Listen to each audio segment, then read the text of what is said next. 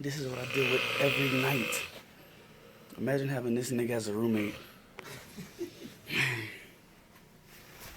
They're so whack. Nigga, you should have lied to them. I'm not the nigga out. That's corny. You don't got shit better to do. I have one question. Are you mad, bro?